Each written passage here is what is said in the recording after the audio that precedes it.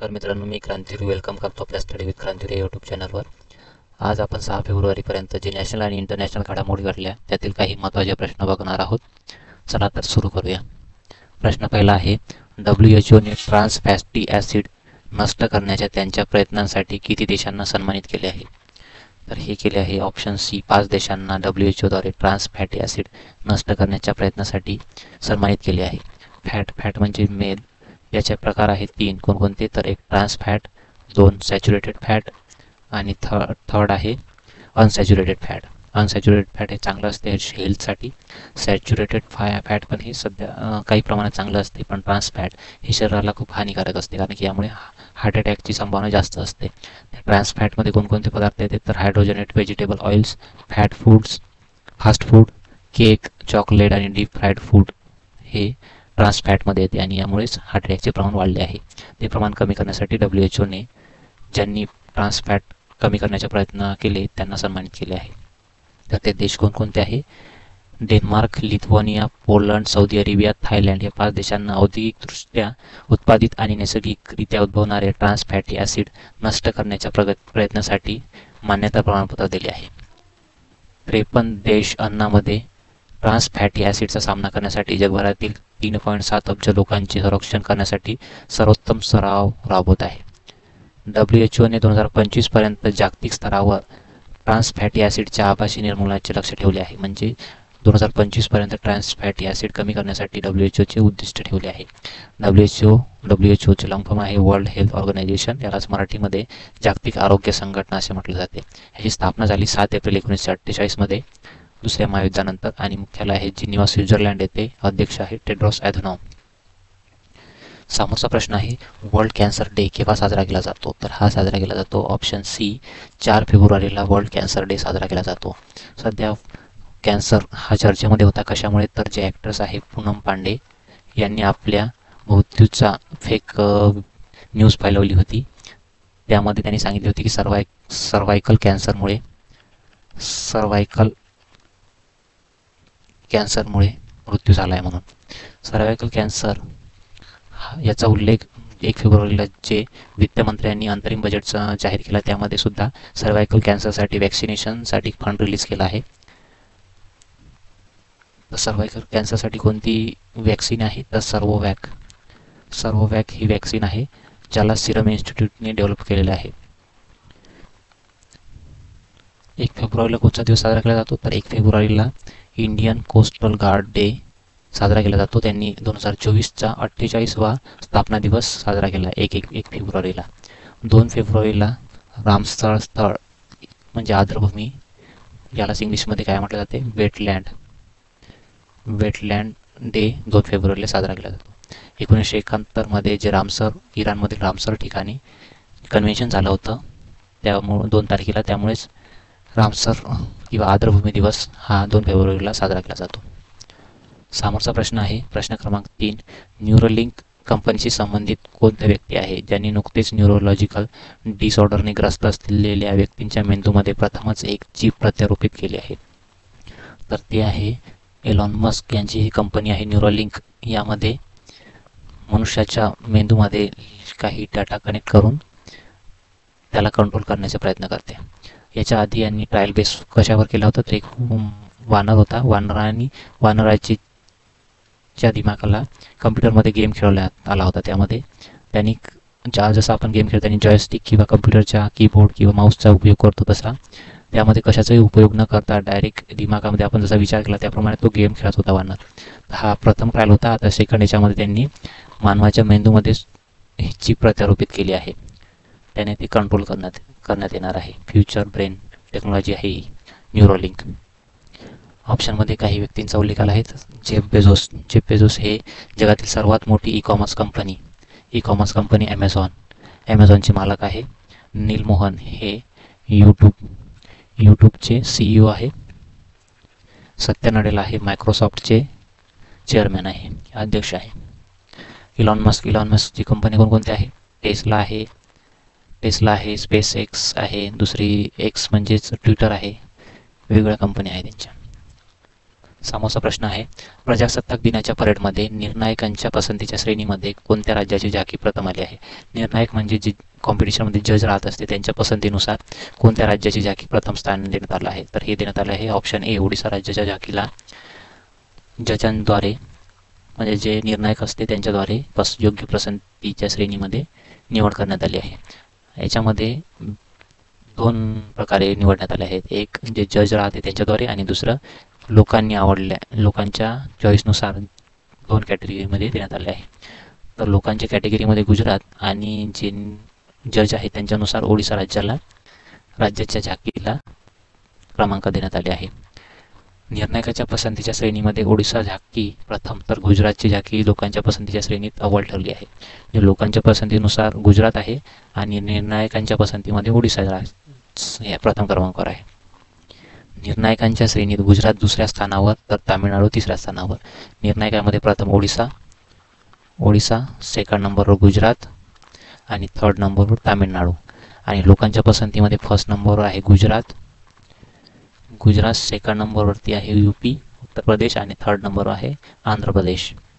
ही आहे गुजरातची झाकी. ओडिसा राज्याचा उल्लेख आला आहे त्या राज्याबद्दल काही माहिती पाहू.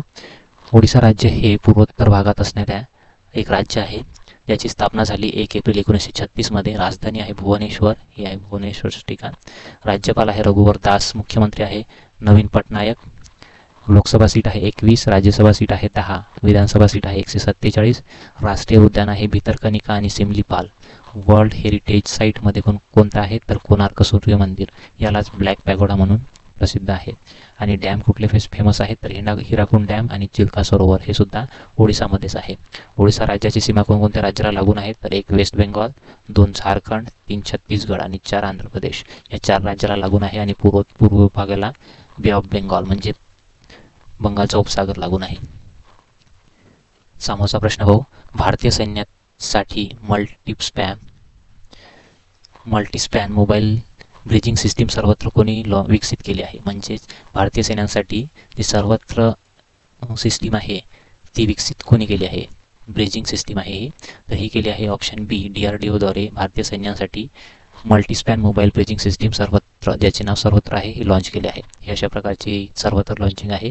ही जेव्हा पूर वगैरे येतात तेव्हा एका ठिकाणाहून दुसऱ्या ठिकाणी जाण्यासाठी मदत करण्यासाठी नदीवरून जे पूल बांधण्यात येतात ते फास्टमध्ये बांधण्यासाठी ही सिस्टीम विकसित केली आहे DRDOद्वारे.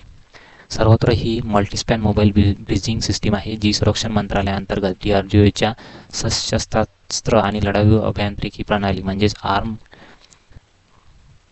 मॅनेजमेंट आणि कॉम्बॅट इंजिनिअरिंग सिस्टीमद्वारे डिझाईन केली आहे. सर्वत्र नैसर्गिक आपत्तीच्या वेळी दोन क्षेत्रामधील मजबूत संपर्क सुनिश्चित करण्यासाठी आणि वाहत्या पाण्यावर पूल बांधण्यासाठी लष्करांना मदत करणार आहे. म्हणजे दोन साईडला गावामधला कॉन्टॅक्ट जर तुटला असेल आणि इथून नदी वाहत असेल तर त्यावेळेस इमर्जन्सी ब्रिज बांधण्यासाठी ही सिस्टीम यूज होणार आहे.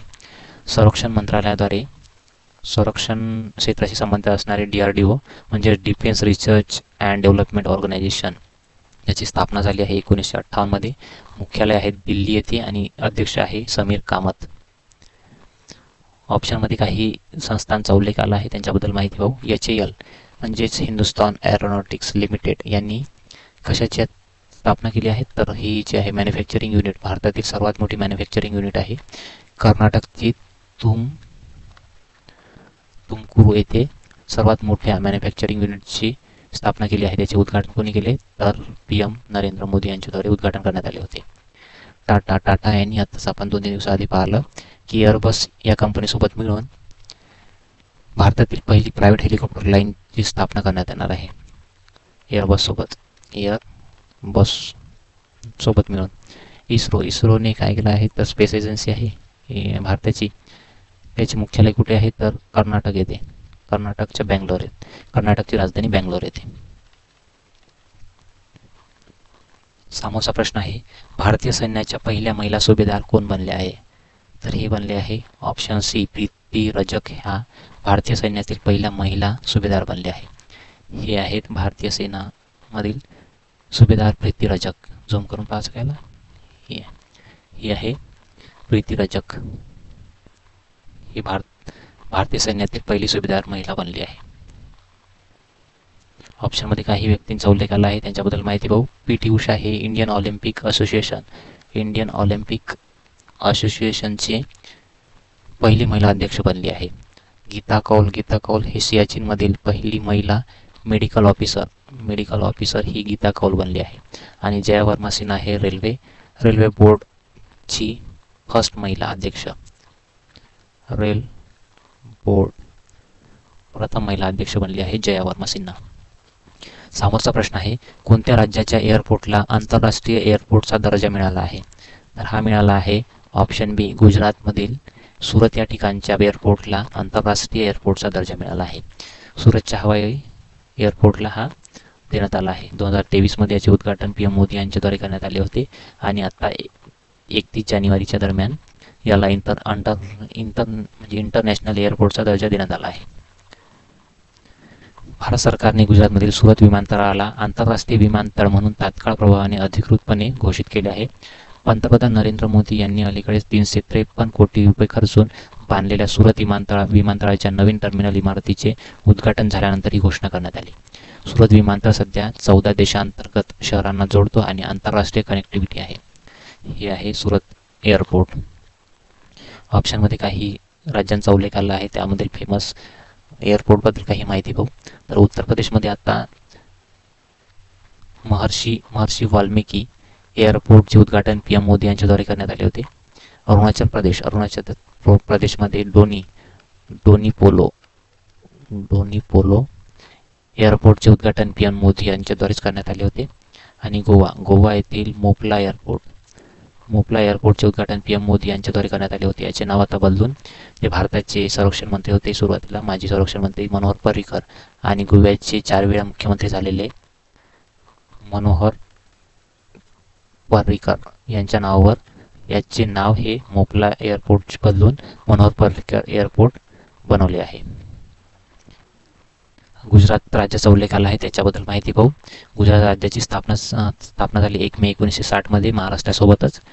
राजधानी आहे गांधीनगर. मुख्यमंत्री आहे भूपेंद्र सिंग. राज्यपाल आहे Acharya Devvrat. Lok Sabha seat 26, Rajya Sabha seat 11. National park आहे गीर, कच्छ, वासंदा, भारतीय जंगली गाढव अभयारण्य, सागरी राष्ट्रीय उद्यान, भावनगर ब्लॅकबक नॅशनल पार्क, खिजाडिया पक्षी अभयारण्य, नारायण सरोवर अभयारण्य, बर्डा हिल्स वन्यजीव अभयारण्य आणि कच्छ बस्टर्ड अभयारण्य. हे कच्छ आहे इथे बस्टर्ड अभयारण्य आहे. कोणकोणत्या राज्याची सीमा लागून आहे? तर 1 आहे राजस्थान, 2 महाराष्ट्र, 3 मध्य प्रदेश. या 3 राज्याच्या सीमा लागून आहे. आणि इंटरनॅशनल म्हटलं तर पाकिस्तानची बाउंड्री लागून आहे याला. आणि पश्चिम भागाला अरबी समुद्र लागलेला आहे.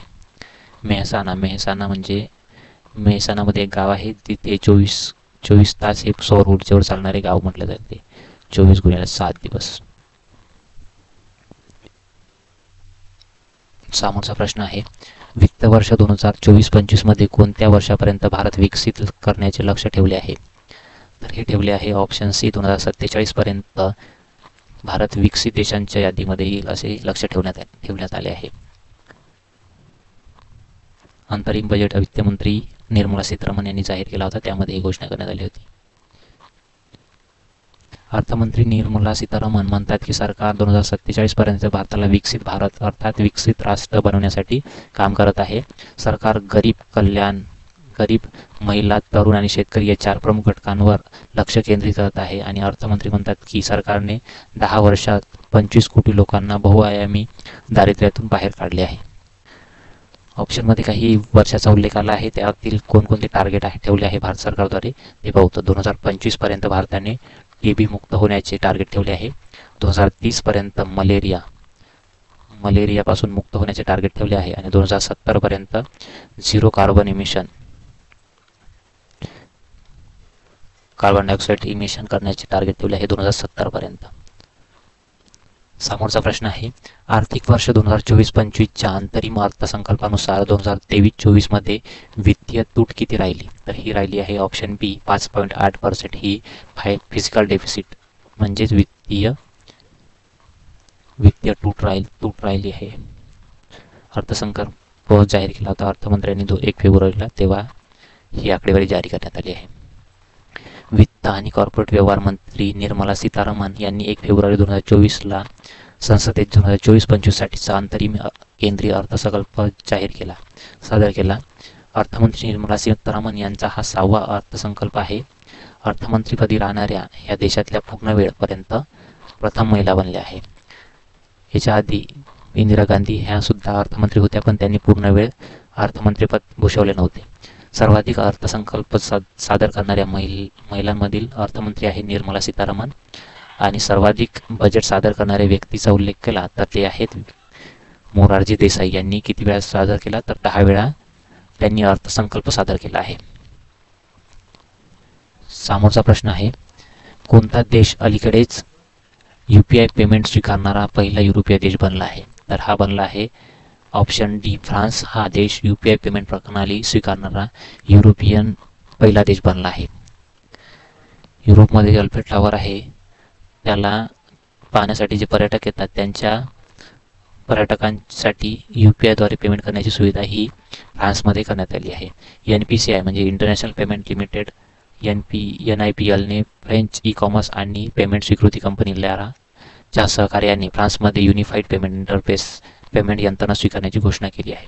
जेव्हा प्रधानमंत्री आणि फ्रान्सचे राष्ट्राध्यक्ष आले होते इमॅन्युअल मॅक्रॉन, हे 26 जानेवारीला आपल्या प्रमुख पाहुणे म्हणून आले होते, तेव्हा त्यांनी ही घोषणा केली होती.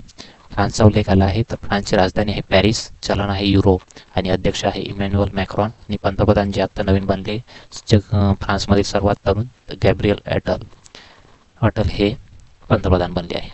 शेजारील राष्ट्र कोणकोणते आहेत तर 1 आहे इंग्लंड, 2 आहे जर्मनी, 3 स्वित्झर्लंड, 4 इटली, 5 स्पेन. ही आहे त्याची राजधानी पॅरिस. ऑप्शनमध्ये काही देशांचा उल्लेख आला आहे, त्यांच्याबद्दल माहिती हो. ब्रिटन हे वर्ल्ड ट्रॉफिक इंडेक्समध्ये सर्वात जास्त ट्रॉफिक असणारा ब्रिटनमधील एक शहर आहे, त्याचं नाव काय आहे? लंडन. हे प्रथम क्रमांकावर आहे, म्हणजे सर्वात जास्त ट्रॉफिक असणारा जगातील लंडन हे प्रथम शहर आहे. आणि दुसरं आहे भारतातील कर्नाटकची राजधानी बँगलोर. हे सेकंड नंबरवरती आहे. फर्स्ट लंडन, सेकंड कर्नाटकमधील बँगलोर. जर्मनी हायड्रोजनवर चालणारी पहिली ट्रेन ही जर्मनीने चालू केली आहे. इटलीमध्ये 2026चे जे विंटर ऑलिम्पिक गेम होणार आहे त्याचे आयोजन ही इटली करणार आहे. इटलीची PM कोण आहेत तर ते आहे मेलोनी.